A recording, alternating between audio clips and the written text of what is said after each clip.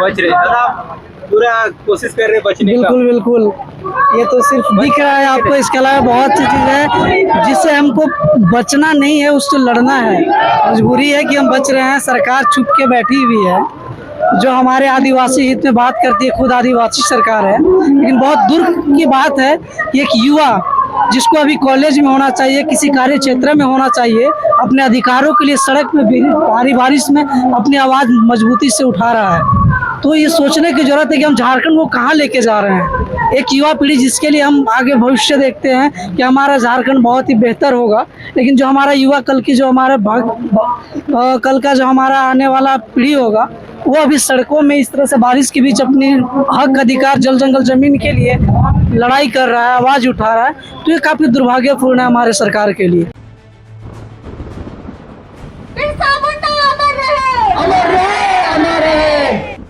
जोहार, इस वक्त मैं मौजूद हूँ राजभवन के समक्ष और आज काफ़ी बारिश हो रही है और आज लगातार झारखंड में आंदोलन करते हुए दिख रहे हैं लोग।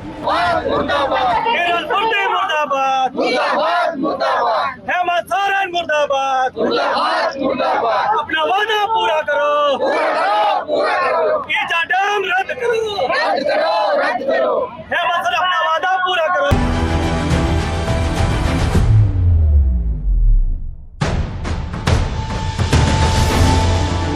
चाहे वो आंधी हो, पानी हो, बरसात हो, हर मुश्किल घड़ी में खासतौर पर भी देख सकते हैं ग्राम सभा को अधिकार देने के लिए और पेशा कानून लागू करने की मांग को लेकर खासतौर पे सभी आज राजभवन के समक्ष पहुंचे हुए हैं लोग। कहां से आए हम लोग पूरा वार्ता करेंगे। मेरा नाम निरंजन है और मैं लातेहार जिले के बरवाडी से हूँ और मैं इस तरह के कार्यक्रम में लगातार जुड़ा हुआ रहता हूँ। पिछले 5 सालों से मैं संघर्ष कर रहा हूँ। तो सरकार को निश्चित तौर पे सोचनी चाहिए।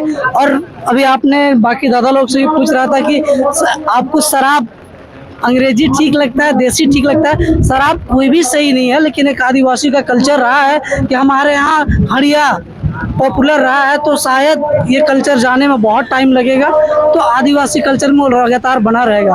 अब नई नीति जो शराब नीति लाई है झारखंड सरकार, तो इससे कहीं ना कहीं हमारे जो परंपरा है उसको सीधे खत्म करने का एक साजिश है, ताकि कल के दिन जो हमारे आदिवासी का टैग लगा हुआ है वो लगे ही ना।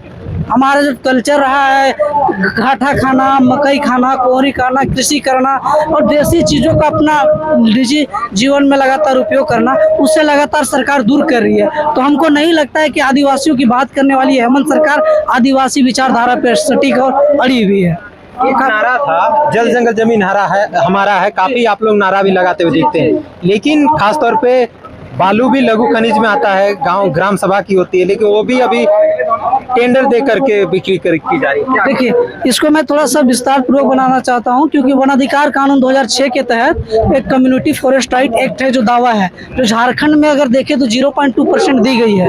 लेकिन अगर वो दिए भी जा रही है तो CAR दिया जा रहा है, कम्युनिटी राइट्स दिया जा रहा है। इसका यह मतलब कि जंगल से जो भी खनिज संपदा है उसका हम इस्तेमाल कर सकते हैं, लेकिन उस पर मेरा अधिकार नहीं होगा। कहने का मतलब कि जंगल में अगर पत्थर निकल रहा है, बालू निकल रहा है, तो उसका प्रबंधन गवर्नमेंट करेगी, जबकि ये अधिकार है, ये वन अधिकार कानून में दर्शाया गया है कि जो जंगल के अंदर जितने भी पारंपरिक सीमा के अंदर जितने भी खनिज संपदा आती है उस पर ग्राम सभा का राइट्स होना चाहिए, उसमें हमारा अधिकार होना चाहिए।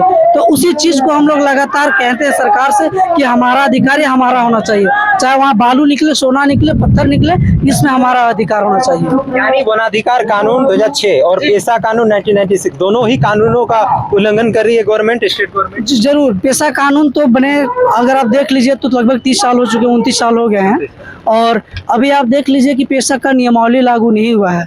तो कहीं ना कहीं सीधे तौर पे हम कह सकते हैं कि आदिवासियों का हक अधिकार जो सिर्फ उनको मिलना चाहिए वो सिर्फ एक किताबों में और कागजों में समेट के रह जा रही है।